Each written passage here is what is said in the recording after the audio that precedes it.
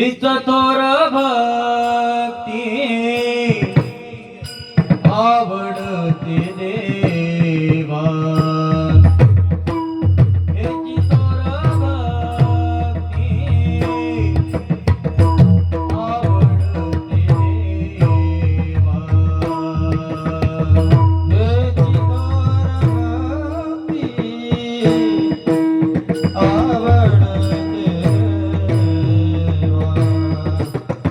हिची थोर भक्ती आवडते देवा हिची थोर भक्ती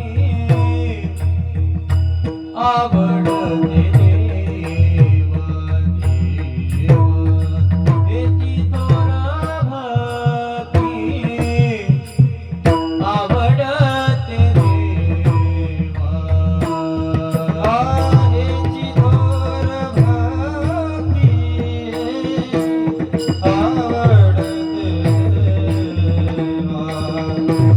हिची थोर भक्ती आवडते देवा संकल्पाची माया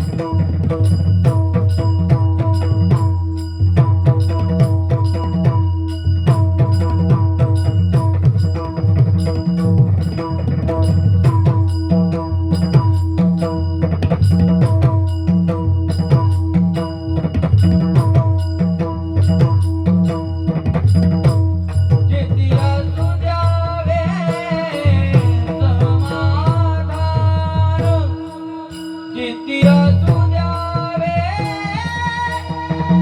समाधान ठेविले आनंदे दैते चिरहावी ठेविले आनंदे दैते चिरहावी किती असू द्यावे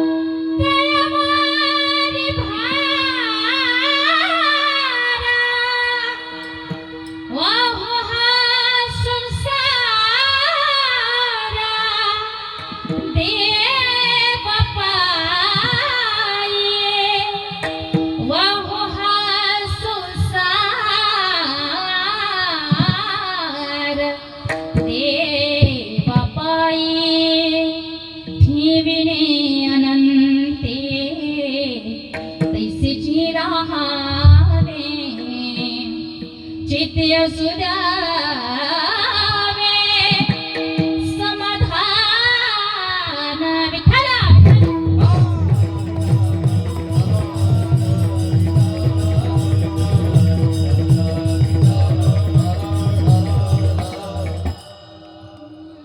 हेची थोर भक्ती आवडते देवा संकल्पावी माया संसाराची ठेविले अनंते तैसेची राहावे चित्तीय सुद्यावे समाधान महायोग पीठे तटे भीमरथ्याम वरम पुंडरिकाय दातुं मुनिद्रये समागत्य तिष्ठन्तमानन्द कंदम परब्रह्मलिंगं भजे पांडुरंगम पांडुरंग करो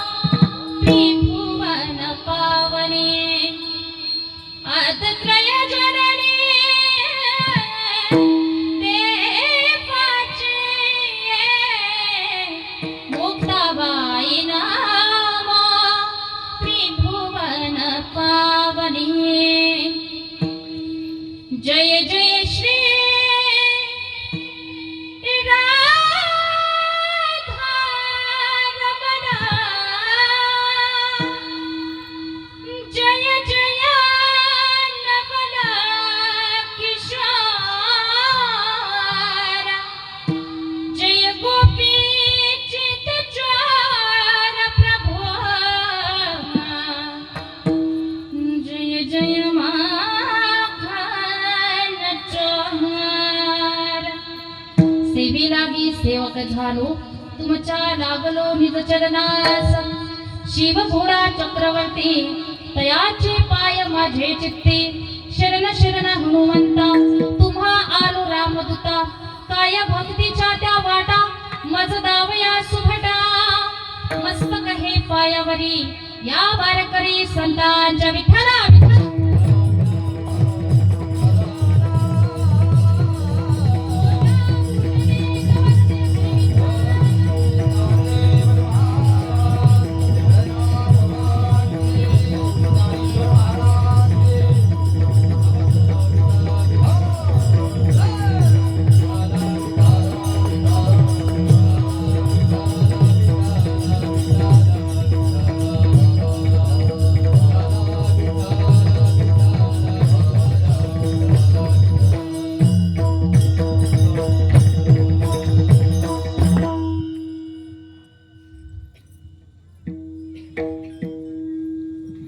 प्रस्तुत प्राप्त स्थळी प्राप्त प्रसंगी संकीर्तनाच्या सेवोपात निवडलेला हा अभंग एच्चियावत भूतलावर जन्माला आलेल्या सर्व जीवांचा उद्धार करण्यासाठी आपला देह अखंड झिजविणारे वैराग्याचे महामूर्ती, वैराग्याचं अगदी ज्वलंत प्रतीक असणारे, सदेह वैकुंठाला जाणारे पंचम वेद निर्माते, महाराष्ट्राचे भूषण, सकल संत भूषण, संत सम्राट, हृदय सम्राट, श्रीमंत जगद्गुरु जगद्वंदनीय तुकाराम महाराज देहूकर आणि यांचा उत्कृष्ट असा 4 चरणांचा हा अभंग असून अगदी छोटासा, अगदी सोप्या अर्थाचा, बहुतेकांच्या परिचयाचा आणि भक्तीचं महत्व प्रतिपादन करणारा असा हा अभंग आहे.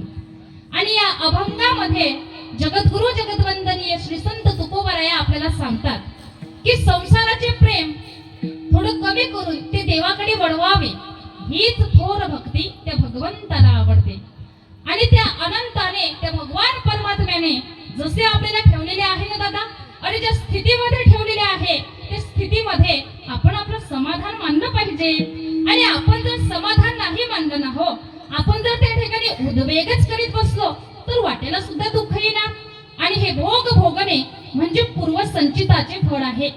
पुढे जाऊन तुकोबाराय आपल्याला सांगतात की यापेक्षा आपण काय करूया की हा सर्व जो भार आहे ना प्रपंचाचा तो देवावरच टाकूया आणि हा सर्व संसार ते देवाच्या चरणारविंदावरती अर्पण करूया. हा झाला अभंगातील थोडक्यात सांगायचं म्हणजे भावार्थ.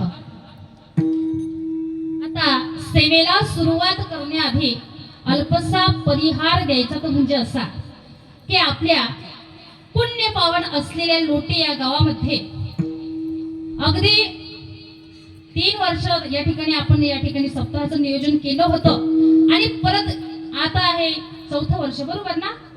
आणि या वर्षी सुद्धा या ठिकाणी महिला कीर्तन महोत्सव तथा अखंड हरिनाम संकीर्तन सप्ताहाचं आयोजन नियोजन तुम्ही सर्व ग्रामस्थांनी या ठिकाणी केलेलं आहे. ज्यांच्या माध्यमातून मला या ठिकाणी कीर्तन सेवेचा योग आला, ज्यांनी कीर्तना संदर्भात मला त्या ठिकाणी फोन केला असे परम आदरणीय हरिभक्त पारायण आमचे दीपक दादा आंबेडे बरं का, आणि त्यांचे सर्व सहकारी असतील. आता या ठिकाणी मला सर्वांचं नाव घेणं काही शक्य नाही बरं का, म्हणून सर्व परिचित अपरिचित वयानं ज्ञानानं तपानं अधिकारानं मोठी असलेली सर्व महाराज मंडळी विठ्ठला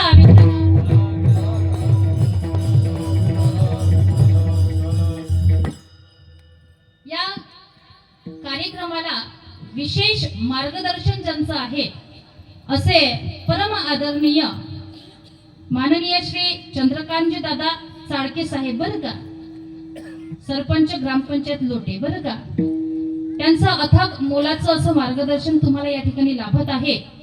आणि दादांनी तर मला असं सांगितलं का ताई आमचा हे जे सप्ताहाचं नियोजन होतं ना, आमची जी संकल्पना होती तर ही फक्त आणि फक्त 3 वर्षासाठी होती बरं का, पण या वर्षी सुद्धा या ठिकाणी सप्ताहाचं नियोजन व्हावं, आपल्या गावाला त्या ठिकाणी कीर्तन ऐकायला मिळावीत, संतांची वचनं ऐकायला मिळावीत, याकरिता ज्यांनी या ठिकाणी प्रेरणा दिली असे चाळके साहेब असतील बरं का. त्यानंतर आदरणीय राजेंद्र दादा बापू आंबरे बरं का. आता या ठिकाणी खूप सुंदर नियोजन तुम्ही ग्रामस्थांनी केलेलं आहे. कारण नियोजनाची दृष्टी प्रत्येक कालाच असेल असं नाही ना माऊली. अहो कुठल्याही गोष्टीचं नियोजन करायचं आहे. फॉर एक्झाम्पल सप्ताहाचं नियोजन करायचं आहे बरं का माऊली. मग त्याकरिता मंडप कसा असावा, साऊंड सिस्टीम कशी असावी, गायक वादक कसे असावेत, अगदी वस्तुस्थितीनं हे ध्यान तुम्हा लोटेवासियांना आहे. म्हणून तुम्हा सर्व ग्रामवासियांकरता एका जोरदार टाळ्या. फार सुंदर नियोजन या ठिकाणी आपण केलेलं आहे. गायनाची सुंदर अशी साथ देण्याकरता महाराज मंडळी आहेत. मृदंगाची सुंदर अशी साथ देण्याकरता आमचे मृदंग वादक दादा या गावचेच आहेत बरं का, वेदांत दादा. त्यानंतर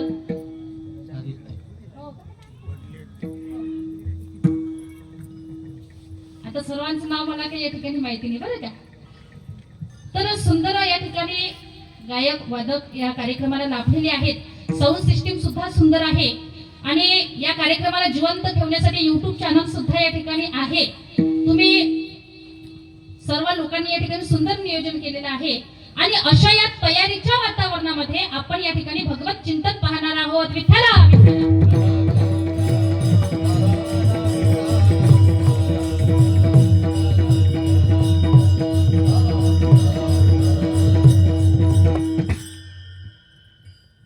ऍक्च्युली खरं सांगायचं झालं ना तर आमचा आज इथे येण्याकरता 800 किलोमीटरचा प्रवास झालेला आहे बरं का. अतिशय त्या ठिकाणी धावपळीमध्ये या ठिकाणी यावं लागलं. पण इथे येऊन मला अतिशय आनंद वाटला बरं का. आणि एवढ्या मोठ्या संख्येने तुमची ही उपस्थिती बरं का. कीर्तनाला तुम्ही येता, संत ज्या मार्गाने जायला आपल्याला सांगतात त्याच मार्गाने जाणारे आपण लोक आहात. मार्ग दावण्या गेल्याधी दयानिधी संतते तेने जे पंथे चालू जाता. आणि ऐका माझ्या ताईंनो, माझ्या दादांनो, कुणीही नाही येत बरं का या कथा कीर्तनाला. अरे सपने तो सभी सजाते हैं, सपने तो सभी सजाते हैं लेकिन टूट जाते हैं. ठीक उसी तरह शुरू कथा कीर्तन में तो वही लोग आते हैं जिन्हें हमारे राम और कृष्ण बुलाते हैं, जिन्हें हमारे राम और कृष्ण बुलाते हैं. भाग्यवान लोक या ठिकाणी आपण आहात की एवढ्या मोठ्या संख्येने आपण या ठिकाणी कीर्तनाला उपस्थित राहता. आणि खरंच सांगायचं झालं तर आपला भारत देश हा अतिशय पवित्र आणि पावन देश आहे. त्यामध्ये महाराष्ट्र, या महाराष्ट्राला कित्येक वर्षापासून संतांची एक परंपराच लाभलेली आहे.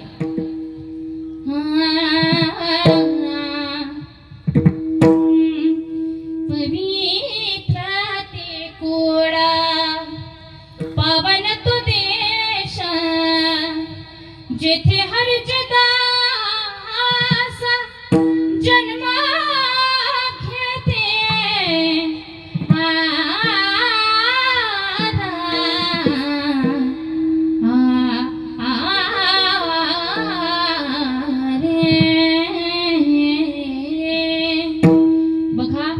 या भारत देशामध्ये अनेक जाती, अनेक पंथ, विविध भाषा बोलल्या जातात माझ्या दादांनो, माझ्या ताईंनो. पण ऐका ना हो, सर्वांच्या हृदयामध्ये मात्र एकच भावना, India is my country, all the Indians are my brothers and sisters. सारे भारतीय माझे कोण आहेत? बांधव आहेत. याचा अर्थ असा आहे, भारतीय संस्कृती ही उच्च कोटीची आहे की Indian culture is the great culture, Indian philosophy is the great philosophy. भारतीय संस्कृती आणि भारतीय तत्वज्ञान हे जगामध्ये श्रेष्ठ आहे. आणि अशा या संस्कृतीचा गौरव करण्याचं कार्य अनेक थोर महापुरुषांनी अनेक कार्यक्षेत्रामध्ये केलंय दादा. मग कदाचित ते राजकीय, सामाजिक, आर्थिक कार्यक्षेत्रामध्ये काम करणारे लोक असतील, यांनी या संस्कृतीला अगदी उंच पातळीवर नेऊन पोहोचवण्याचं कार्य केलं. याचे पुढे जाऊन सांगते बघा, या भारतासारखा देश जगाच्या पाठीवर शोधूनही सापडणार नाही ना. कारण आपल्या भारत देशाला काय म्हटलं जातं? भारत माता. तुम्ही कधीतरी ऐकले का हो अमेरिकन माता, पाकिस्तान माता, ऑस्ट्रेलियन माता, चीन माता, रशिया माता, आफ्रिका माता? कधीतरी ऐकले? अहो त्यांना माताच काय, मावशी सुद्धा म्हटलं जाणार नाही. कारण जेवढा आपला भारत देश पवित्र आणि पावन देश आहे, ते देश तेवढी पवित्र आणि पावन देश नाही की ज्या देशाचं वर्णन एका गीतकाराने फार सुंदर केलंय.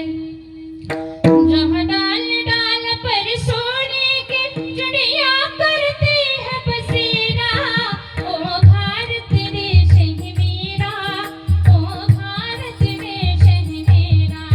जहाँ सत्य अहिंसा और धर्म का पग पग लगता डेरा, ओ भारत देश है मेरा, ओ भारत देश है मेरा. तर असा हा आपला भारत देश पवित्र आणि पावन देश आहे. हाच तो भारत देश आहे की या भारत देशामध्ये भगतसिंग, सुखदेव, राजगुरू, चंद्रशेखर आझाद, नेताजी सुभाषचंद्र बोस, राष्ट्रमाता राजमाता जिजाऊ साहेब, छत्रपती शिवाजी महाराज, स्वामी विवेकानंद, कैवल्य साम्राज्य चक्रवर्ती विष्णुमौली संत श्रेष्ठ ज्ञानोबराया, वैराग्य रागरसी जगद्गुरु जगदवंदनीय तुकाराम महाराज, संत नामदेव महाराया, संत चोखोबराया, संत नाथबाबा, संत जनाबाई, मीराबाई, मुक्ताबाई, बहिणाबाई आणि आदी करून अखिल संत मांदियाळी या भारतामध्ये होऊन गेले बरं का. हाच तो भारत देश आहे की या भारत देशामध्ये स्वामी विवेकानंद होऊन गेले की ज्यांनी आपल्या भगवत धर्माची पताका परप्रांतामध्ये रोवली बरं का. त्यावेळेस कुठे त्यांचं रक्त शांत झालं ऐका मायबाप. ज्या वेळेला स्वामी विवेकानंद आपली भगवद्गीता घेऊन परप्रांतामध्ये गेलेत ना माऊली, त्यावेळेला आपल्या या भगवद्गीतेला अतिशय कमी लेखलं गेलं आणि ही भगवद्गीता सर्व धर्मग्रंथांच्या खाली ठेवण्यात आली. सगळे लोकांची भाषणे चालू झाली, सगळ्या लोकांनी भाषण द्यायला सुरुवात केली. शेवटी स्वामी विवेकानंदांना उठवण्यात आलं. स्वामी विवेकानंद त्या ठिकाणी उठले, व्यासपीठावरती गेले. व्यासपीठावरती गेल्यानंतर आता लोक हसायला लागली ना माऊली की हे 16 वर्षाचं बालक आणि हे काय बोलणार. पण ऐका ना हो, स्वामी विवेकानंद व्यासपीठावरती गेले, माईक हातामध्ये घेतला आणि पहिला शब्द वापरला की माय ब्रदर्स अँड सिस्टर्स, माझ्या प्रिय बंधू आणि भगिनींनो. असं म्हटल्यानंतर बघा त्या हॉलमध्ये कमीत कमी अर्धा तास टाळ्यांचा कडकडाट चालूच होता माऊली. स्वामी विवेकानंद म्हणतात की अरे अरे तुम्ही आमच्या भगवद्गीतेला एवढं मानाचं स्थान देता, एवढं मानाचं स्थान देता की सर्व धर्म ग्रंथांचा पाया आमची गीता. एक जण उठलं, शहाणं होतं ते बरं का, त्यांनी ती भगवद्गीता काढली मध्ये ठेवली, म्हणे आता तुम्ही काय बोलणार.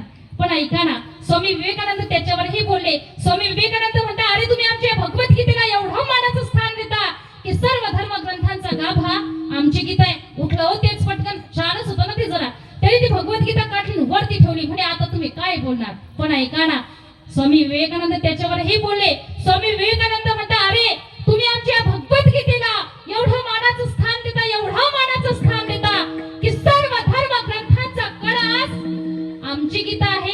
याला म्हणायचं बुद्धी चातुर्य, संभाषण कौशल्य, हजरजबाबीपणा. आणि हे फक्त आणि फक्त भारतातच होऊ शकतं, अन्यथा नाही. विठ्ठला विठ्ठला.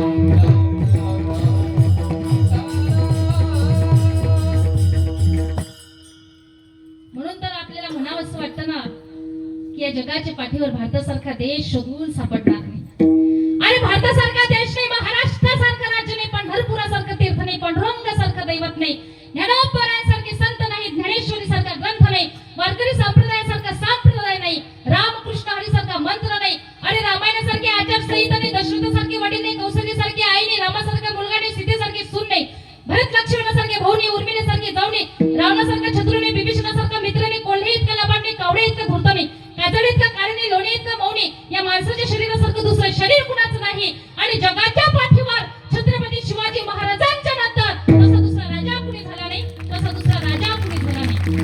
आणि त्या महाराष्ट्रात, त्या भारत देशात आपण जन्म घ्यावा, मग आपण किती भाग्यवान बरं का. बघा हीच ती महाराष्ट्राची भूमी आहे की या भूमीमध्ये जगद्गुरु जगदवंदनीय तुकोबाराया होऊन गेले बरं का. आणि त्याच तुकोबारायांचा अभंग या ठिकाणी आपण सेवेकरता निवडलेला आहे. तुकोबाराय म्हणजे अगदी परखडवाणी बरं का, अगदी परखड वक्तृत्व करणारी जर कोण असतील तर ती तुकोबाराय आहेत बरं का. आणि तुकोबारायांचा अधिकार सामान्य नाही माझ्या दादांनो. अरे घरात नाही आन, गावात नाही मान, तरी चित्तात समाधान जगद्गुरु तुकोबाराय. तुकाराम तुकाराम नाम घेता कापे यमा. तुकाराम तुकाराम. त्या तुकोबारायांचा अभंग सेवेकरिता निवडलेला आहे. आणि या अभंगामधून महाराज आपल्याला उपदेश करतात. पण ऐका, उपदेश कुणी करायचा? ज्याचा अधिकार असेल त्याने उपदेश करायचा. आता उपदेश करणाऱ्या व्यक्तीचा अधिकार तरी कसा असावा? तर उपदेश करणारा जो व्यक्ती आहे ना दादा, आणि तो जो उपदेश करतो आहे त्या उपदेशाचा त्याला स्वतःला अनुभव असला पाहिजे. आणि अनुभव जर नसेल तर तो व्यक्ती उपदेश करू शकत नाही. तुकोबरायांना अनुभव असल्या कारणानं तुकोबराय आपल्याला उपदेश करतात बरं का. श्रीमद भागवत कथा तुम्ही कदाचित ऐकलेली असेल. तर श्रीमद भागवत कथेमध्ये गोकर्ण आपल्या वडिलांना उपदेश करतो. काय त्यांचं नाव? आत्मदेव बरं का. आणि गोकर्णाचे वडील आत्मदेव गोकर्णाचा उपदेश ऐकतात. याचा अर्थ असा आहे, चांगला जर उपदेश असेल ना तर तो ऐकावा. कारण चांगला उपदेश हा माणसाचं कल्याणच करत असतो. तसं तर परमार्थ या ठिकाणी उपदेश करण्याकरताच आहे बरं का. बघा, पण आजकालची तरुण पिढी कुणाचं ऐकायला नको म्हणते. बरोबर आहे ना आजोबा? आजकाल नाही ऐकत तरुण मुलं कुणाचंच. बघा, एकदा काय झालं, एका 25 वर्षाच्या तरुणाचं लग्न फिक्स झालं. आता आपली संस्कृती अशी आहे, आपण नेहमी असं घरामध्ये म्हणत असतो की जी वृद्ध माणसं आहेत, जी जाणकार माणसं आहेत, त्यांचं माणसाने ऐकलं पाहिजे. पण ही तरुण पिढी नाही ऐकत बरं का. 25 वर्षाच्या तरुणाचं लग्न फिक्स झालं. मग त्याची 10-15 मित्र त्याच्या समोर गोळा झाली आणि म्हणू लागली, हे बघ बंटी, तुझ्या लग्नामध्ये आपण एकही म्हातारा न्यायचा नाही. अरे अजिबात न्यायचं नाही. काय म्हणे ती म्हातारी माणसं? काही नाचू देत नाही, काही पिऊ देत नाहीत, एन्जॉय वगैरे काहीच करू देत नाही, न्यायचंच नाही म्हातारा. पण त्या नवरदेवाच्या भावाला असं वाटलं, म्हणे हे बघ बंटी, कुणी नसलं तरी चालेल बाबा, पण आपण आपल्या आजोबांना सोबत घेऊया. आजोबांना सोबत घेतलं आणि नवरदेवासहित ही सगळी मुलं लग्न मंडपामध्ये गेले. वधू पक्षातील लोकांनी बघितलं, काय रे म्हणे, सर्व तरुणच दिसतात रे, म्हातारांचं तर काही नामोनिशाण नाही. चला परीक्षा घेऊया आता आपण यांची. मग एक 80 वर्षाचे म्हातारे आजोबा रामभाऊ नावाचे काठी टेकवत टेकवत टेकवत त्या ठिकाणी गेले. मुलांना म्हणू लागले, मुलांना आलात? होय आबाजी आलोय. आमची मुलगी नेण्याकरिता आलात? हो, तुमची मुलगीच नेण्यासाठी आलोय. बरं, आंदन सुद्धा नेणार ना? तो काय आमचा ट्रक उभा आहे, अगदी गच्च भरून भरून त्या ठिकाणी आम्ही तुमचं आंदन घेऊन जाणार. बरं मुलांना, आम्ही तुम्हाला हुंड्यामध्ये 10 एकर जमीन दिली, जमीन ती सुद्धा तुम्हाला तुमच्या सोबत नेता आली पाहिजे.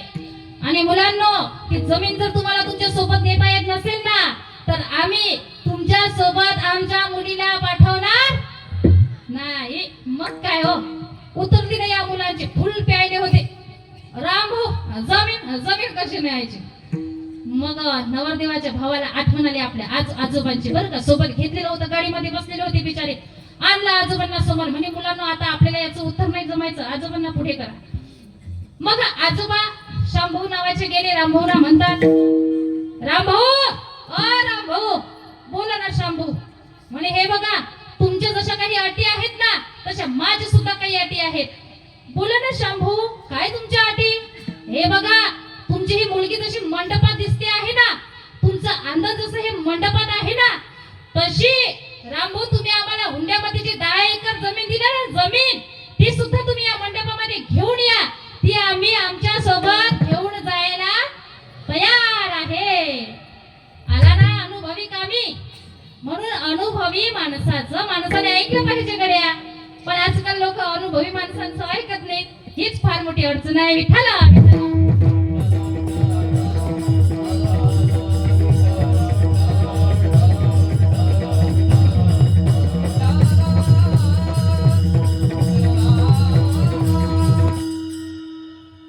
तुकोबरायांना अनुभव असल्या कारणानं तुकोबराय या ठिकाणी आपल्याला उपदेश करतात की बाबा रे, त्या भगवान परमात्म्याचे आपल्यावरती अनंत असे उपकार आहेत. आणि ज्यांचे उपकार माणसावरती असतात त्यांचे उपकार विसरायचे नसतात बरं का माऊली. तसं तर परमार्थ असंही म्हणत असतो हो, की अपकार करणाऱ्यावर सुद्धा उपकार करायचा असतो. एखाद्याने जरी आपला द्वेष केला करू द्या, पण आपण त्याचा द्वेष करायचा नाही. इथपर्यंत परोपकार थांबत नाही बरं का. तर प्रसंगी त्या द्वेष करणाऱ्याला सुद्धा मदत करणे याला परोपकार म्हणतात. ऐका लोटेवासियांनो बरं का, तुमच्या तुमची जर कुणी वैयक्तिक निंदा केली, पारमार्थिक मनुष्याची, शब्दाकडे लक्ष द्या बरं का, पारमार्थिक मनुष्याची जर कुणी वैयक्तिक निंदा केली, त्याला जर कुणी त्रास दिला, तर आपण काय करायचं? अशा व्यक्तीच्या नावाची रेख पाण्यावर, मातीवर, हवेवर ओढून ठेवायची बरं का. पाण्यावरची रेख, मातीवरची रेख, हवेवरची रेख दिसत असते ना? झोपले का काय? बोलत नाही का तुमच्याकडे? पाण्यावरची रेख, मातीवरची रेख, हवेवरची रेख दिसत असते ना हो. पण तुम्हाला एक महत्वाचं सांगून जाईल, ऐका बरं का. अरे ज्याने तुमच्यावरती उपकार केला ना दादा, उपकार, त्याच्या नावाची रेख संगमरवरी दगडावर कोरून ठेवायची. याचा अर्थ असा आहे की ज्याने आपल्यावरती उपकार केले ना, त्यांचे उपकार कधी विसरायचे नसतात मायबाप. पण आपलं असं आहे, गरज सरो आणि वैद्य मरो असेच वागतो आपण. एकदा का आपली गरज सरली का त्याने भागवलेली गरज आपण विसरतो, उपकार विसरतो माऊली आपण. पण विसरायचे नसतात रे माझ्या दादा. भगवंताचे उपकार विसरतो, नवल नाही हो. सध्याच्या परिस्थितीचा जर विचार केला, आई वडिलांचे किती उपकार आहेत आपल्यावरती बरं का. पण आई वडिलांचे उपकार आपण विसरतो. आणि एक दिवस म्हणतो त्या आई वडिलांना, ओ आई बाबा, काय केलंय तुम्ही आमच्या करता? मला तुम्ही सांगा, एवढे उपकार त्या आई वडिलांचे आपल्यावरती, तरी सुद्धा जर तो मुलगा आपल्या आई वडिलांवरती परत फिरत असेल, तर मला तरी असं वाटतं हो, त्याने कितीही दिवस कथा आणि कीर्तन ऐकली ना तरी काहीच उपयोग होणार नाही. अरे माय बाप केवळ काशी, तेने न जावे तीर्थासी. आई या शब्दाचा अर्थ तरी काय आहे हो? आ म्हणजे आत्मा, ई म्हणजे ईश्वर. आत्म्याला ईश्वराचा साक्षात्कार करून देते, तिला आई म्हणतात. पण आपलं असं झालंय माऊली, 4 तांदूळ डोक्यावर पडले, बायको घरात आली, कधी आई वडिलांना विसरून गेलो कळत नाही हो मला ना. आमची संस्कृती तरी काय आहे? मातृदेव भवा, पितृदेव भवा, आचार्य देव भवा, अतिथी देव भवा, अशी म्हणणारी आमची ही संस्कृती. आणि आज त्यांचेच आई वडील वृद्धाश्रमात राहतात. विचार करण्यासारखी गोष्ट आहे. अरे जगाच्या पाठीवर मुलांवर सर्वात जास्त प्रेम करणारी जर कोण असेल ना दादा, तर ती आहे आई. बडा, ए बडा, जेवलंस का नाही रे, असं म्हणणारी कोण आहे हो? आई आहे. पण त्याच आई वडिलांना आपण आज विसरत चाललोय. आई वडील जोपर्यंत असतात ना हो, तोपर्यंत कळत नाही बरं का. आणि गेल्यावर परत मिळत नाही. आणि एकदा ढगा आड गेलेला सूर्य परत दिसेल, पण माती आड गेलेली आई परत कधीच दिसू शकत नाही बरं का. मला जर कोणी विचारलं ना की सुरेखाताई, या जगामध्ये श्रीमंत कोण, मी सांगेल त्याला, अरे ज्याला आई वडील आहेत तो श्रीमंत. या जगामध्ये यशस्वी कोण, ज्याने आपल्या आई वडिलांची किंमत केली तो. या जगामध्ये विजयी कोण, ज्याने आपल्या आई वडिलांचे शब्द पूर्ण केली तो. आणि खऱ्या अर्थाने या जगामध्ये नालायक कोण, ज्याने आपल्या जिवंत आई वडिलांना घराच्या बाहेर लाथा मारून काढणार आहे दादा, तो नालायक आहे, तो नालायक आहे. बघा, नंतर रडून काही उपयोग होत नाही. या आई, आई तू का सोडून गेलीस ग मला? आई तू माझ्या जीवनामध्ये होती ना ग, खऱ्या अर्थाने प्रेमाचा सागर होता आई. आई तू आज सोडून गेली, मला कळते तुझी महती. आई, ए आई, का सोडून गेलीस ग मला? कशाला गेलीस आई तू स्वर्गाला, कोण वागवेल तुझ्या या पणाला? जीवनामध्ये तुम्ही फार संपत्ती कमावली, फार इस्टेट कमावली म्हणजे झालं असं नाही. अरे ज्या घरामध्ये तुमचे आई वडील दुःखी असतील ना, त्या ठिकाणी तुमच्या संपत्तीचा, प्रॉपर्टीचा, इस्टेटीचा काहीच उपयोग होत नाही. आणि तुम्ही फार एज्युकेटेड झालात, फार डिग्री मिळवल्या तुम्ही तुमच्या जीवनामध्ये, पण तुमचे आई वडील दुःखी असतील ना हो, काही उपयोग नाही तुमच्या डिग्रीचा, तुमच्या पदाचा, तुमच्या एज्युकेशनचा. आणि आज जर आपण सिच्युएशन बघितली सध्याची,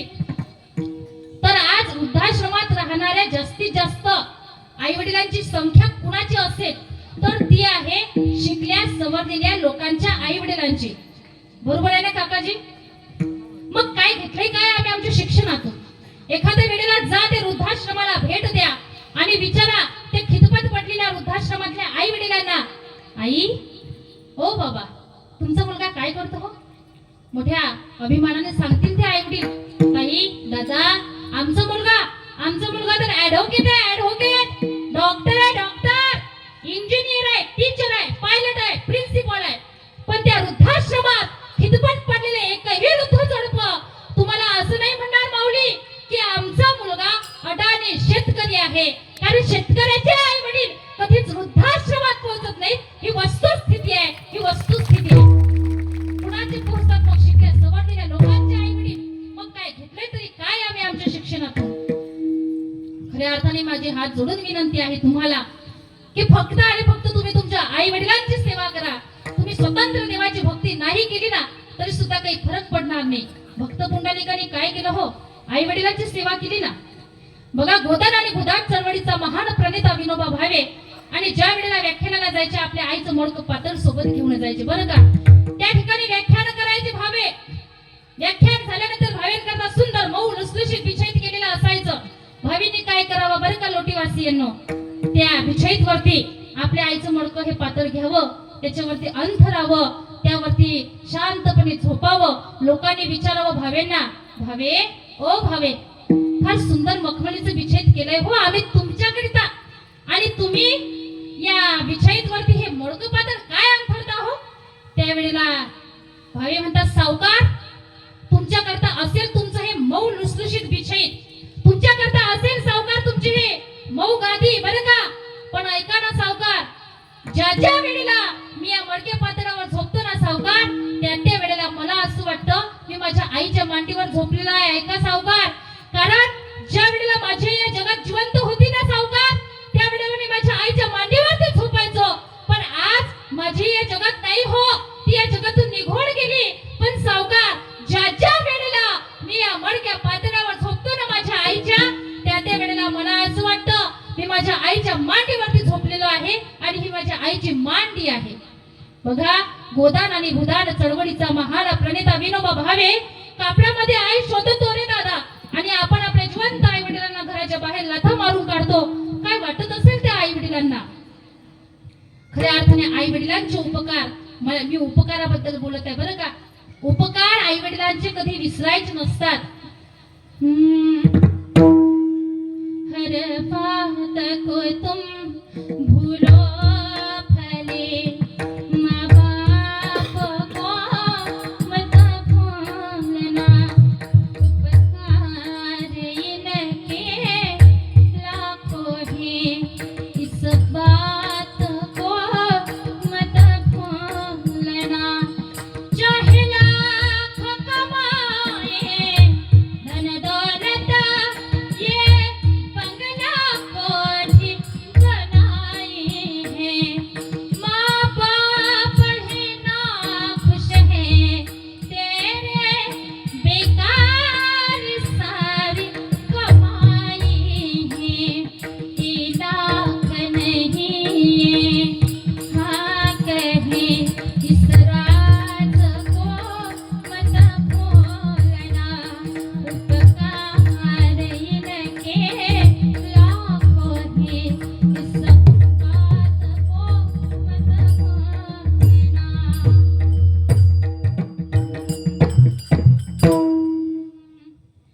अपनी ही पेट को काटा है और तेरी काया सजाई है. इन पावन लोगों के दिल को पत्थर बनकर मत तोड़ना, उपकार इनके लाखों हैं, इस बात को मत भूलना, माँ बाप को मत भूलना, माँ बाप को मत भूलना.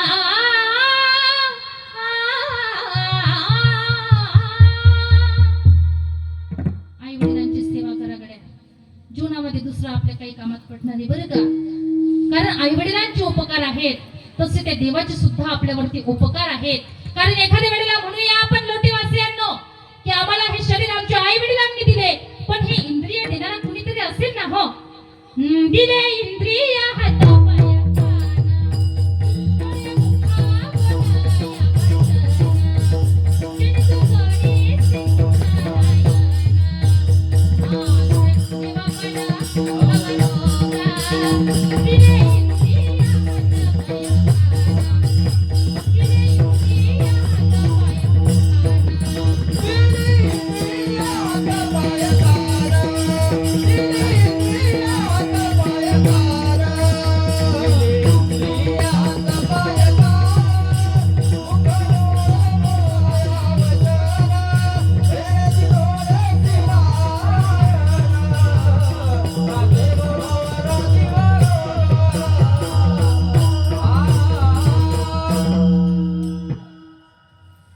देणाऱ्याचे उपकार मानताना तुम्ही लोटेकार मानता ना.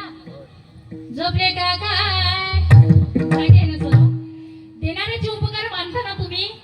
मग त्या भगवान परमात्म्याने आपल्याला हे इंद्रिय दिले आणि किती उपकार ते देवाच्या आपल्यावरती बरं का. डोळे नाक कान हात पाय सर्व काही दिलं बरं का.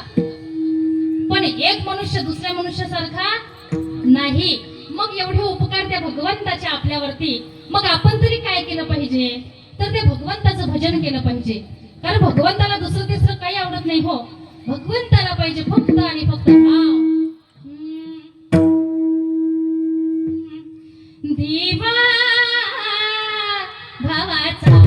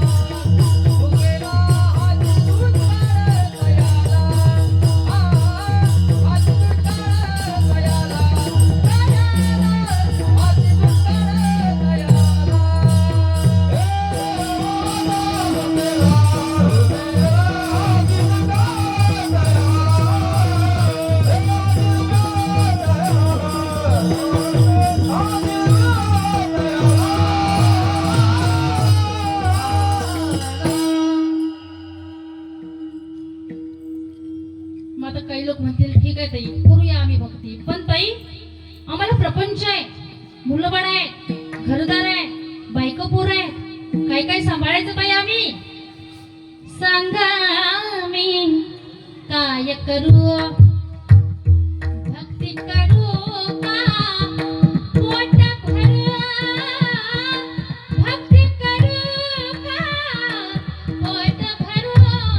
सांगा मी काय करू, भक्ती म्हणते चाल पुढे, संसार म्हणतो ये इकडे. हे करू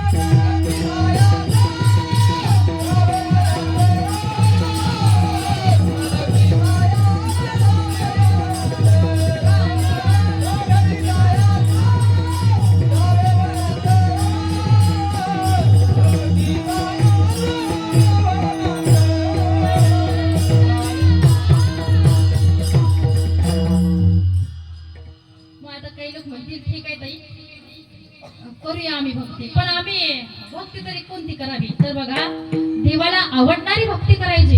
आता देवाला आवडणारी भक्ती तरी कोणती, तर त्याचे उत्तर महाराज अभंगाच्या प्रथम चरणात देतात. ह्याची तर भक्ती आवडते देवा. ह्याची तर भक्ती आवडते देवा. ह्याची तर भक्ती आवडते देवा. ह्याची तर भक्ती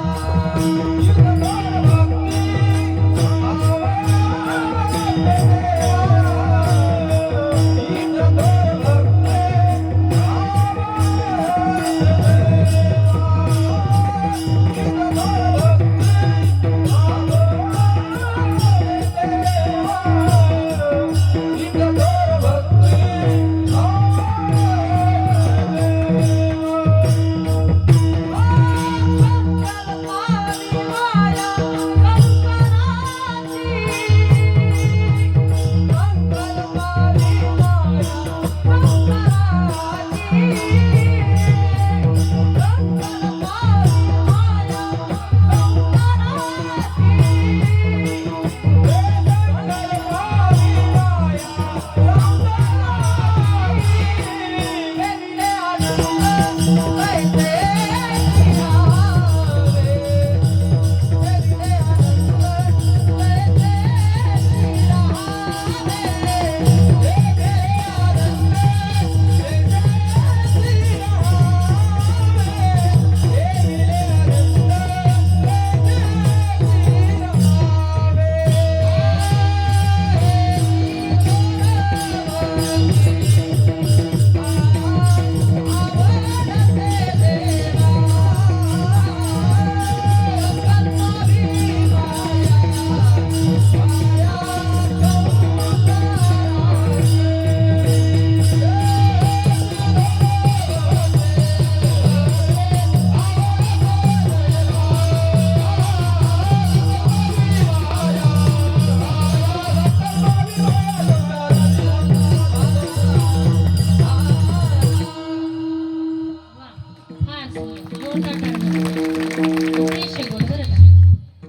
महाराज अभंगाच्या प्रथम जन्मात सांगतात हिची थोर भक्ती आवडते देवा. थोर भक्ती याचा अर्थ मोठी भक्ती आणि त्या भगवंताला आवडणारी भक्ती. केवळ देवपूजा करणे बरं का महिला मंडळ, तुम्हाला सांगते, केवळ देवपूजा करणे व्रतवैकल्य करणे म्हणजे भक्ती नाही. कारण देवपूजा तुम्ही करीत आहात, व्रतवैकल्य आपण करीत आहात, पण त्यामध्ये जर तुमची श्रद्धा नसेल, भाव नसेल, प्रेम नसेल, तर तुमच्या देवपूजेचा, तुमच्या व्रतवैकल्याचा त्या ठिकाणी काहीच उपयोग होत नाही बरं का. एक मनुष्य बघा संध्याकाळच्या वेळेला माळ जप करते, राम कृष्ण हरी जय जय राम कृष्ण हरी राम कृष्ण हरी जय जय जय जय राम कृष्ण हरी. माळ जप चालू आहे, पण काय झालं नेमकं एक मांजरीचं पिल्लू किचन ओट्यावरून जात होतं. किचन ओट्यावरती दुधाचं पातेलं ठेवलेलं होतं बरं का. आणि ते मांजरीचं पिल्लू त्या दुधामध्ये तोंड घालणार तेवढ्यात या मनुष्याने काय केलं, तो जप सोडून दिला आणि ती माळच घेतली, त्या मांजराला मारून फेकली बरं का. आता ही काही भक्ती आहे का माऊली.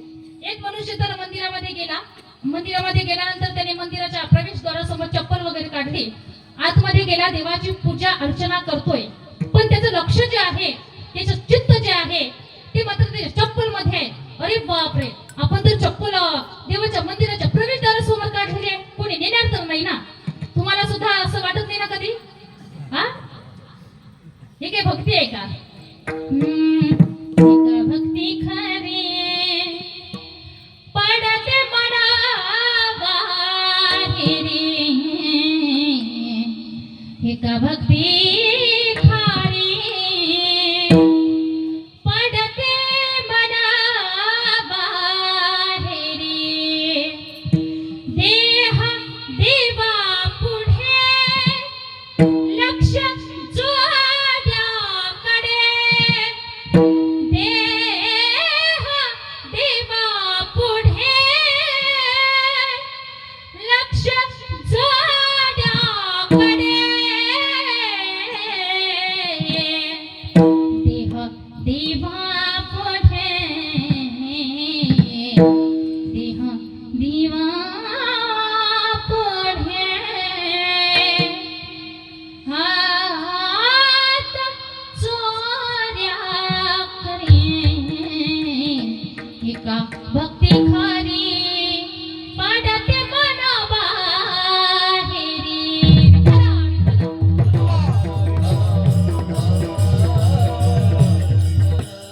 मग भक्ती तरी कशाला म्हणतात, ऐका लोटेकर, बरं का, फार सुंदर आहे. रामायणातील एक प्रसंग, की एक वेळचा प्रसंग असा की भगवान श्रीराम प्रभू सुखासना बसलेले असताना भगवान श्रीराम प्रभूंना लखनजींनी 5 प्रश्न विचारले. किती प्रश्न? 5 प्रश्न. त्यातील पहिला प्रश्न असा आहे, ध्यान कशाला म्हणतात? दुसरा प्रश्न आहे, वैराग्य कशाला म्हणतात? तिसरा प्रश्न आहे, माया कशाला म्हणतात? चौथा प्रश्न आहे, जीव कशाला म्हणतात?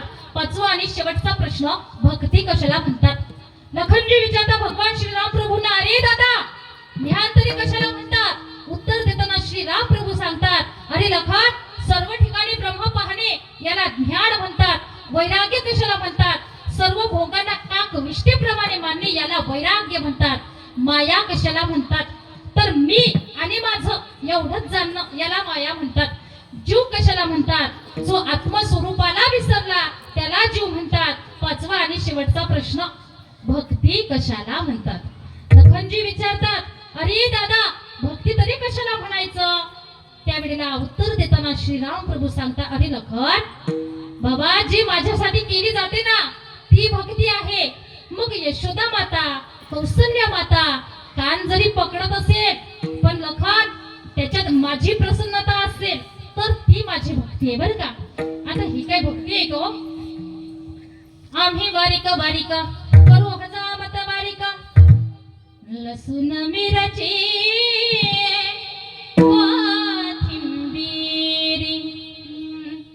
अवघा झाला माझा हारी, कंदमुळ भाजी, कंदमुळ भाजी, अवघी विठाई माझे, अवघी विठाई माझे. महाराज म्हणता, हे सुद्धा माझी भक्ती आहे, बरं का. बघा, भक्तीबद्दल बोलत असताना मी सांगेल तुम्हाला की कैवल्य साम्राज्य चक्रवर्ती विष्णुमौली संत श्रेष्ठ धनुपरायांची भक्ती त्या भगवंताला आवडली. वैरागी रामरसिक जगद्गुरु जगदवंते तुकोबरायांची भक्ती भगवंताला आवडली. नाथबाबांची आवडली, चोखोबरायांची आवडली, जनाबाई, मीराबाई, मुक्ताबाई, बहिणाबाई आदी करून अखिल संत मंडळींची भक्ती भगवंताला आवडली. मग तुम्ही म्हणणार, लोटेकर, आमचीच भक्ती ताई त्या भगवंताला का आवडत नाही? त्याचं कारण असं आहे माऊली, आपलं सांगू का कसं आहे? दिवस बदलला, वार बदलला का आमचा देव बदलतो हो. सोमवाराला आम्ही शंकराच्या मंदिरात नमः शिवाय, ओम नमः शिवाय,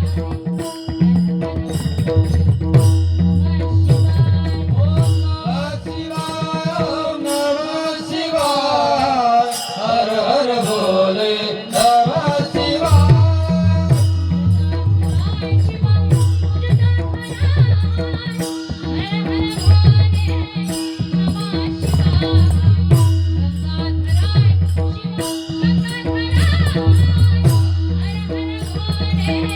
नमः शिवाय, ओम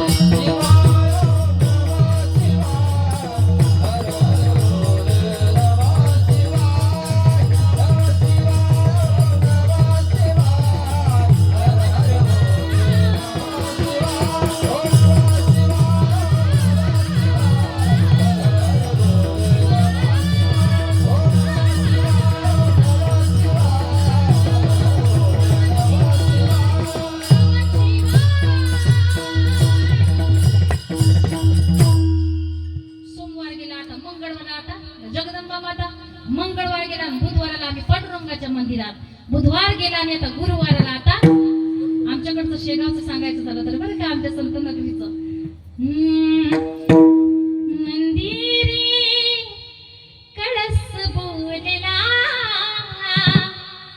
शिगावी मंदिरा शिगावीच्या भूमीवरती संत गजानन योगी येती शिगावीच्या भूमीवरती संत गजानन योगी येती प्रीती समाधी ऋषी पंचमीला गहिवरला गाभारा मंदिरी कळस बोलला शिगावी मंदिरा किंवा मग दिगंबरा दिगंबरा श्रीपाद वल्लभ दिगंबरा दिगंबरा दिगंबरा श्रीपाद वल्लभ दिगंबरा. गुरुवार गेला आणि आता शुक्रवार आला. आता जय संतोषी माय फुटाने खाय तिकडेच राय. शुक्रवार गेला आणि आता कोणता वार महिला मंडळ? हा शनिवार. आता जय बजरंग बली तोड़ दे दुश्मन की नलीन भर दे हमारी. शनिवार गेला आणि आता रविवार आला. आता हम वाग्या प्रेम नगरावाणी सावध होणी भजनी रामा सेवक करा कैवारी.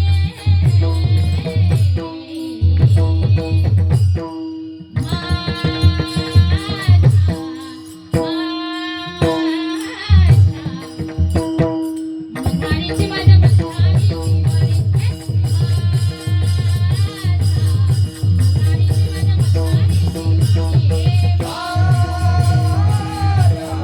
मल्हारी जिवारी मल्हारी जिवारी हे मल्हारी जिवारी मल्हारी जिवारी मल्हारी जिवारी मल्हारी जिवारी. बघा सज्जनांनो माय बापांनो आपण जर असा दिवस बदलून वार बदलून जर देव बदलत असू ना तर आपली भक्ती त्या भगवंताला आवडत नाही. तुकोबराय म्हणता अरे आपुला तो एक देव करुणी घ्यावा तेने विना जीवा सुख नहे. हे चिथोर भक्ती आवडते देवा. थोर भक्ती याचा अर्थ मोठी भक्ती आणि भगवंताला आवडणारी भक्ती. संकल्पावी माया संसाराची. तुकोबराय म्हणतात की संसारावर जेवढं तुम्ही प्रेम करता प्रपंचावर जेवढं तुम्ही प्रेम करता ते थोडं कमी करून संकल्पावी बरं का थोडं कमी करून तुम्ही त्या भगवंतावरती प्रेम करा. आपल्याला संसाराबद्दल फार आसक्ती आहे मायबाप. माझा प्रपंच माझं घरदार माझी मुलं माझं माझं माझं. पण संतांच्या बाबतीत जर आपण विचार केला संतांना होती का मायबाप संसाराबद्दल आसक्ती? तुकोबारायांच्या बाबतीत बघा दुष्काळ पडला ना त्यावेळेला तुकोबारायांच्या घरात धान्याची कोठार भरली होती. पण लोकांची हाल अपेक्षा त्रास डोळ्यांनी बघवलं नाही म्हणून सगळे संपत्तीचा त्याग केला वाटून दिली ती धान्याची कोठार लोकांना. आणि नंतर तुकोबारायांच्या पदरी गरिबी आली आणि लोक उगाच म्हणतात की तुकोबारायांना खायला भाकरी नव्हत्या म्हणून तुकोबाराय भंडारा डोंगरावर गेले. अरे बाबा हे मुळात चुकीचं आहे. तुकोबाराय वडिलोपार्जित श्रीमंत होते पण लोकांची हाल अपेक्षा त्रास डोळ्यांनी बघवले नाही म्हणून सगळ्या संपत्तीचा त्याग केला. संकल्पावी माया संसाराची. गोरोबा काकांचं जर आपण उदाहरण घेतलं गोरोबा काकांना होती का संसाराबद्दल आसक्ती? बघा आता तर बऱ्याच फॅसिलिटीज आपल्या घरामध्ये उपलब्ध झाल्या माऊली. पण तो पूर्वीचा काळ होता त्या काळामध्ये घरामध्ये कुठलीच सुखसुविधा उपलब्ध नव्हती. अगदी दूरवर जायचं पाणी घेऊन यायचं नंतर घरातली सर्व कामे आटोपायची बरोबर महिला मंडळ. मग एक दिवस असं गोरोबा काकांची पत्नी गोरोबा काकांना म्हणू लागली अहो मी नदीवरून पाणी घेऊन येते बरं का तोपर्यंत तुम्ही आपल्या लेकरांकडे लक्ष द्या. गोरोबा काकांची पत्नी निघून गेली पाणी आणायला. इकडे गोरोबा काकांचं काम चालू झालं. त्यांचा व्यवसाय असा होता पाणी माती एकत्र करायचं त्यापासून चिखल घडवायचा आणि त्या चिखलापासून सुंदर मडकं बनवायचं बरं का. आणि हे काम चालू असताना त्यांचा आत्मा जो होता त्यांचा देह जो होता तो मात्र भगवंतापाशी होता. एवढं नामस्मरण गोरोबा काकांचं चालू झालं एवढं चिंतन चालू झालं की आता आपलंच गोंडस गोजीरवाणं बाळ पायाखाली दुड दुड दुड धावत येईल ते तुडवेल याचं जराही देहभान गोरोबा काकांना उरलं नाही माऊली. एवढं नामस्मरण गोरोबा काकांचं चालू झालं.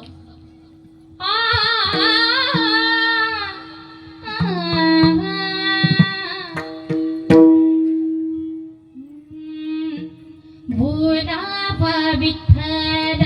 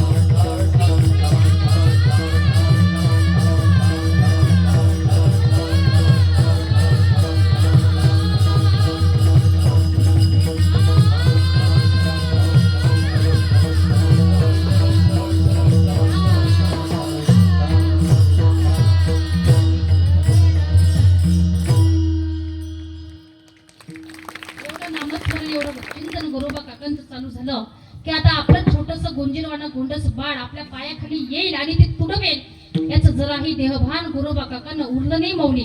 ते बाळ त्या गोरोबा काकांच्या पायाखाली आलं, ते तुडवल्या गेलं बरं का. रक्तबंबाळ अशी ती माती दिसायला लागली. सुभाषितकार वर्णन करता, नवलाची गोष्ट ऐक सखे भाई, कुंभाराने वाडा तुडावेले बाई, हसता खेळता गोबडी मुलाचा तुडवेले बाळा, त्याची शुद्धी नाही. नवलाची गोष्ट ऐक सखे भाई, कुंभाराने वाडा तुडवेले बाई, भजनी कीर्तने गुरुबार गाणे, भजनी कीर्तने गुरुबार गाणे, तुडवेले बाळा, त्यासी शुद्धी नाही. नवलाची गोष्ट ऐक सखे माई, कुंभाराने वाडा तुडवेले बाई, तुडविले बाई, तुडविले बाई.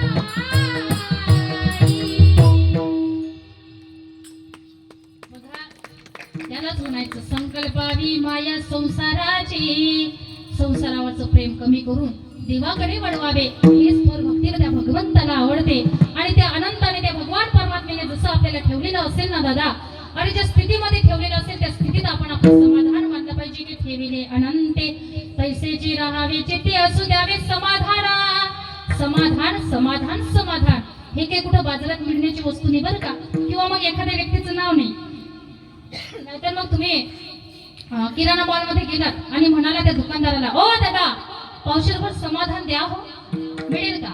नाही ना, ते आपल्या चित्तामध्ये असावं लागतं बरं का. आणि समाधान मानणं ही एक प्रकारची भक्ती आहे बरं का. आठवला भा यथा संतोषा. मग आता काही लोक म्हणतील ताई ठेविले अनंते तैसेची राहावे, मग काय दे रे हरी रंगावे, असं काही करू नका बरं का. कष्ट करा, मेहनत करा, आणि नंतर जे पदरी पडत असेल, यश असेल, अपयश असेल, त्याच्यामध्ये तुम्ही समाधान माना, चित्ती असू द्यावे समाधान. आणि बघा जसा प्रसंग, जसं सिच्युएशन तुमच्या जीवनात येईल ना, त्या परिस्थितीला तुम्ही अगदी धडाधीने, धाडसाने, धीटपणे सामोरे जायचं बरं का. कधी कधी तुमच्या जीवनामध्ये असा प्रसंग येणार की तुम्हाला एरोप्लेनने, विमानाने प्रवास घडणार. कधी कधी तर तुमच्या जीवनामध्ये असा प्रसंग येईल की तुम्हाला पायी सुद्धा चालावं लागेल, पण आपण चालत राहायचं, थांबायचं नाही बरं का. समयासी सादर भावे देवा ठेविला तैसे रहावे, समयासी सादर भावे, कोणी दिवशी पैसुनी हाती वारा, कोणी दिवशी मायाचा चकरा, चालत रहावे, चालत रहावे, देवा ठेविला तैसे रहावे, समयासी सादर भावे. ठेविले अनंते तैसेची राहावे, चित्ती असू द्यावे समाधान. तुम्ही तुमच्या जीवनामध्ये समाधान माना माझ्या दादांनो, माझ्या ताईंनो. कारण समाधान तुम्ही तुमच्या जीवनामध्ये नाही मानलं, तुम्ही उद्वेगच करीत बसला तर वाटेला सुद्धा दुःख येणार. आणि हे भोग भोगणे म्हणजे पूर्व संचिताचे फळ आहे. अभंगाच्या तृतीय चरणात वाहिला उद्वेग दुःखाची देवाळा, वाहिला उद्वेग दुःखाची केवळ, वाहिला उद्वेग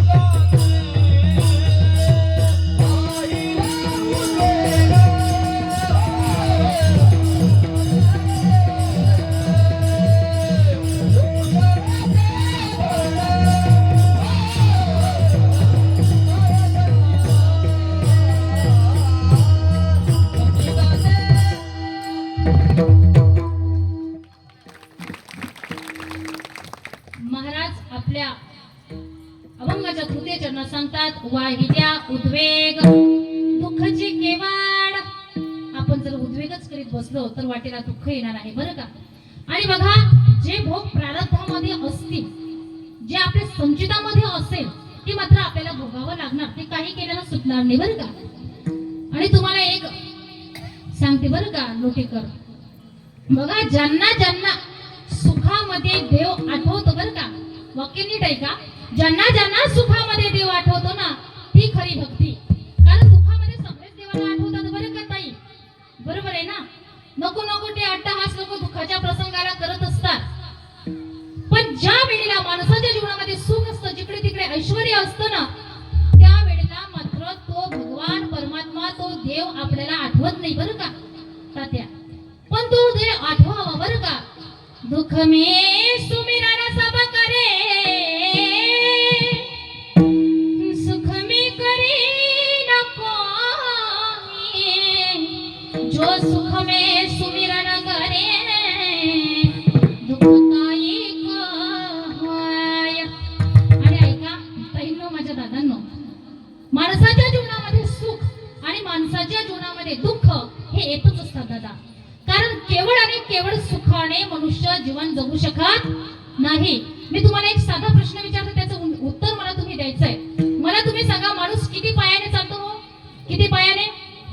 हा, 2 पायाने. चुकीचं आहे. कसं चुकीचं आहे हे तुम्हाला सांगते, ऐका.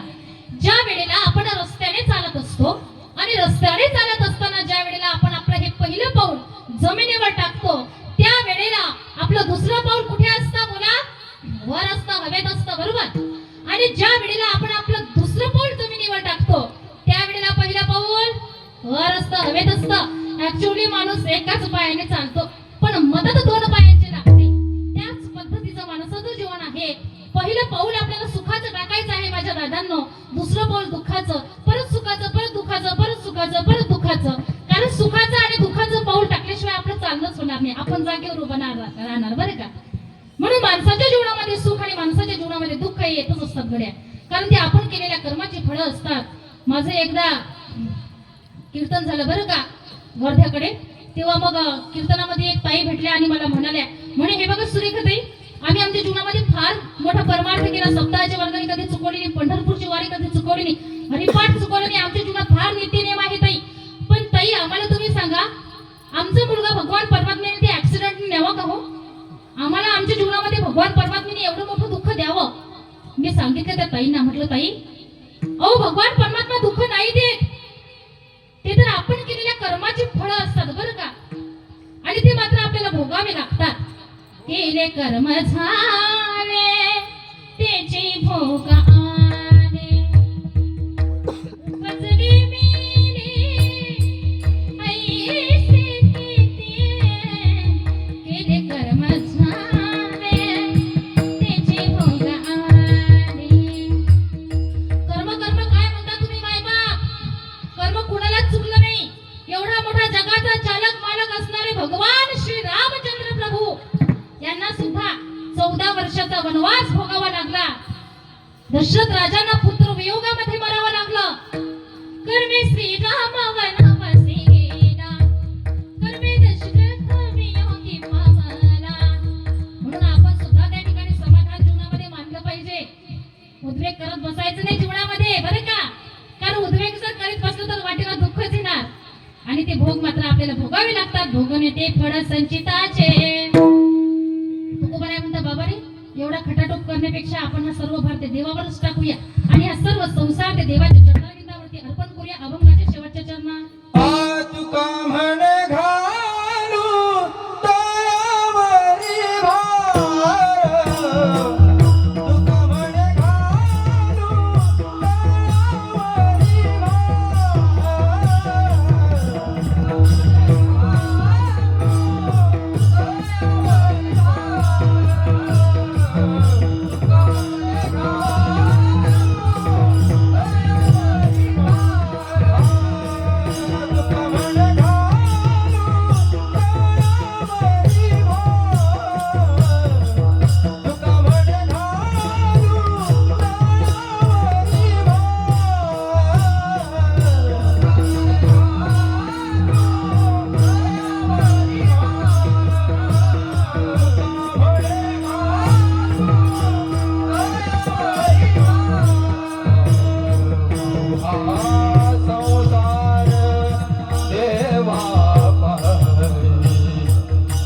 हा संसार देवा बाई गर गर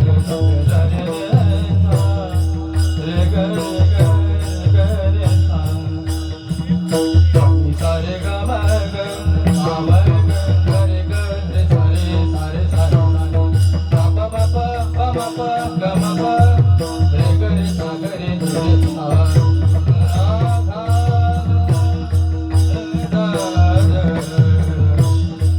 आहो हा संसार देवा बाई वाहो हा संसार देवा बाई वाहो हा संसार देवा बाई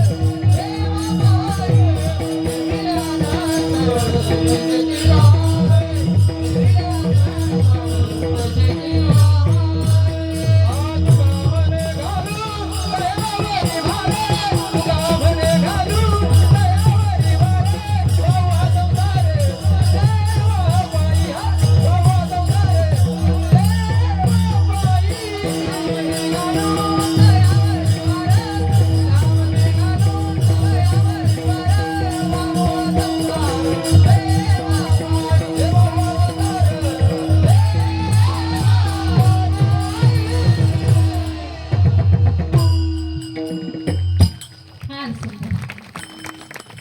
महाराज अभंगाच्या शेवटच्या चरणात सांगतात की हा आपण सर्व भार देवावर टाकून देऊया. आणि ऐका माय बाप, ज्यांनी ज्यांनी भगवंतावरती भार टाकला ना त्यांचा भार त्या भगवंतांनी सांभाळलाच बरं का. द्रौपदी ताईंनी भगवंतावरती भार टाकला होता. द्रौपदी ताईंचा भार भगवंताने सांभाळला. एवढंच नाही, चोखोबाची बहीण झाला शारंगधर, वहिनी उघडा दारा हाका मारी.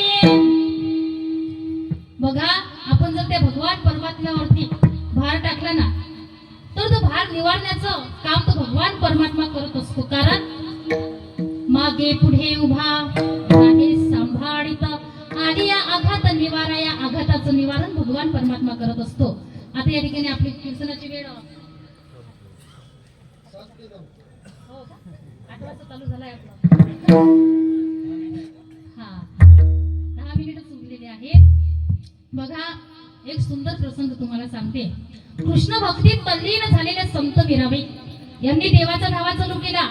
आणि अशा प्रकारे देवाचा धावा चालू केला का प्रत्येक श्वासाला कृष्ण कृष्ण कृष्ण कृष्ण कृष्ण कृष्ण. एवढंच नाही माय बाप, वडील श्रीकृष्ण, आई श्रीकृष्ण, बहीण श्रीकृष्ण, भाऊ श्रीकृष्ण. त्यावेळेला मीराबाईंच्या वडिलांना असं वाटलं की हे मीराबाई आपल्या कुळाला कलंकित करेल, या मीराबाईंचं आपण लग्न करून द्यायला हवं. म्हणून मीराबाईंकरता त्यांच्या वडिलांनी लग्नाकरिता स्थळ बघायला चालू केली.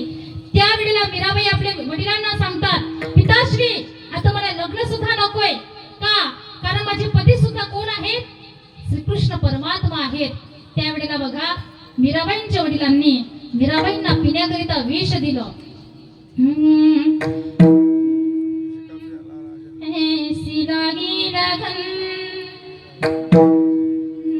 मेरा हो गई मगन ओ तो गले गले हरे गुना गाने लगे ऐसी लागी लगन मेरा हो गई मगन ऐसी लागी लगन मेरा हो गई मगन ओ तो गले गले हरे गुना गाने लगे महलों में पले बन के जो कंजरी महलों में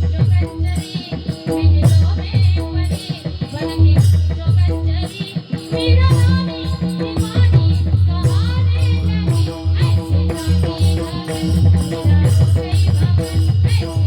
गई भवन ओ तो गले गले हरे गुना गाने लगे ऐसे लागी लगन मेरा हो गई मगन ऐसी लागी लगन मेरा हो गई मेरा हो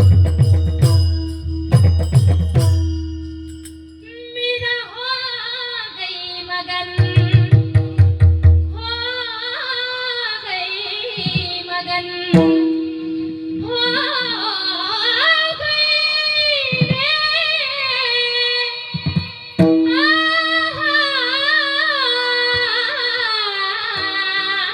मगन हो गई रे हो गई रे मगन विष प्यायल्या मीराबाई पण देवच काळे पडले राणाने विष दिया मनामृत पिया मेरा सागर में सरता समाने लगे दुख लाखों सहे मुख से गोविंद कहे मेरा प्रेमी प्रीतम को मनाने लगे ओ तो गले गले हरे गुण गाने लगे ऐसी लागी लगन आता काही लोक म्हणतील बाई विष मीराबाई प्यायल्या मग देव कस काय काढे पडले तर बघा मीराताईंनी आपला संपूर्ण भार ते देवावर टाकून दिला होता तुका म्हणे घालू तयावरी भार वाहुआ संसार देवापायी इथपर्यंत आपण आलो सर्वांनी एकदा हातामध्ये टाळी मुखामध्ये नाम विठोबा रुक्माई भजन करूया जय जय जय जय जय जय जय जय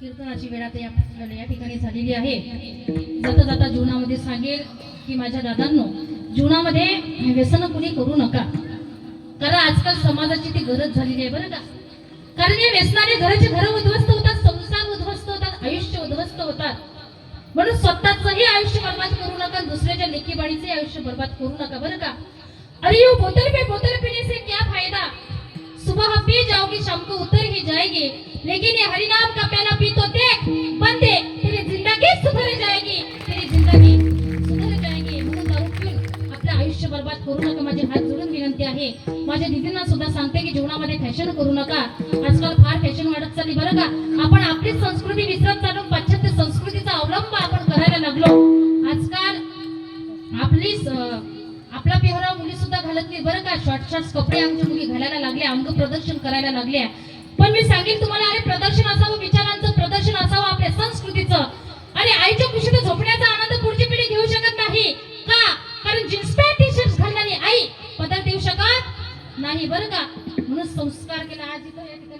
मुलं सुद्धा कीर्तनाला उपस्थित आहे, याला म्हणायचं संस्कार.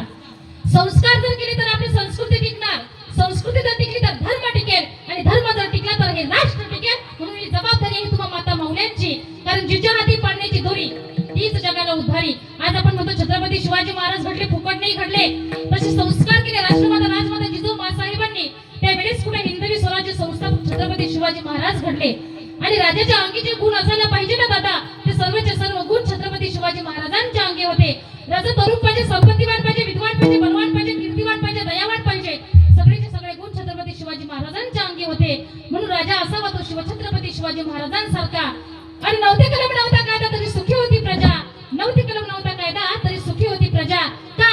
कारण सिंहासनावर होता माझा छत्रपती राजा, माझा छत्रपती राजा, माझा छत्रपती राजा.